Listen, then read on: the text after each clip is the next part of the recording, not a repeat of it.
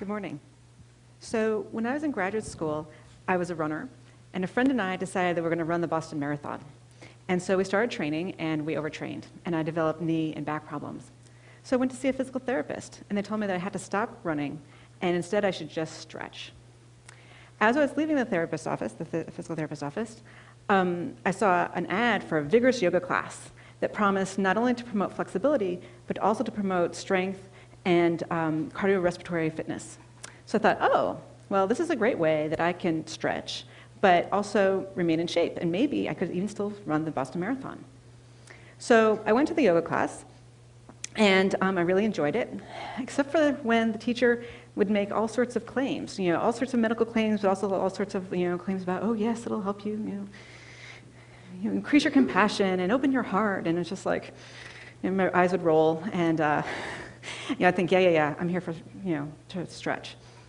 But what's interesting was that after a couple of weeks, I started noticing some of these changes. I started noticing that I was calmer, and I was better able to handle difficult situations, and that indeed I was feeling more compassionate and open-hearted towards other people, and I was better able to see things from other people's point of view. And I was like, how could this be? How could this be? And I thought, well, maybe it's just a placebo response, right? She told me I was going to feel this, so maybe that's why I was feeling it. So I decided to do a literature search to see if there's any research on this. And lo and behold, there was quite a bit, showing both yoga and meditation are extremely effective for decreasing stress. They're also very good for reducing symptoms associated with numerous diseases, including depression, anxiety, pain, and insomnia. They also, there's a couple of very good studies demonstrating it can actually improve your ability to pay attention. And most interesting, I thought, virtually every study has shown that people are just happier. They report they're more satisfied with their life, and they have a higher quality of life. And so this was interesting to me. And so I decided to switch and start doing this sort of research. And so as a neuroscientist, how could this be happening? How can something as silly as a yoga posture or sitting and watching your breath, how could that lead to all these sorts of different types of changes? So what we know is that whenever you engage in a behavior over and over again, that this can lead to changes in your brain. And this is what's referred to as neuroplasticity. And what this just means is that your brain is plastic and that the neurons can change how they talk to each other with experience. And so and there was a couple of studies demonstrating that you can actually detect this using machines like the MRI machine. The first study was with juggling. They took people who had never ever juggled before, and they scanned them, and then they taught them how to juggle, and they said, keep practicing for 3 months. Then they brought them back after 3 months, and they scanned them a second time, and they found that they could actually detect with the MRI machine changes in the amount of gray matter in the brain of these people in areas that are important for detecting visual motion. So I thought, okay, 3 months, can we detect, can meditation change brain structure too? That's something as, simple as, juggling. What about meditation? So the first study we did, we recruited a bunch of people from the Boston area, and these were not monks or meditation teachers. These were just average Joes who on average practice meditation about 30 or 40 minutes a day. And we put them in the scanner, and we compared them to a group of people who are demographically matched, but who don't meditate. And what we found is this, that there were indeed several regions of the brain that had more gray matter in the meditators compared to the controls. One of the regions I'm going to point out to you is here in the front of the brain. It's an area that's important for working memory and executive decision making. And what was interesting about it was when we actually plotted the data versus their ages. So here in the red squares, that's the controls. And this is something you see actually, it's been well documented that as we get older, not just there, but across most of our cortex, it actually shrinks as we get older. And this is part of the reason why as we get older, it's harder to figure things out and to remember things. And what was interesting was that in this one region, the 50-year-old meditators had the same amount of cortex as the 25-year-olds, suggesting that meditation practice may actually slow down or prevent the natural age-related decline in cortical structure.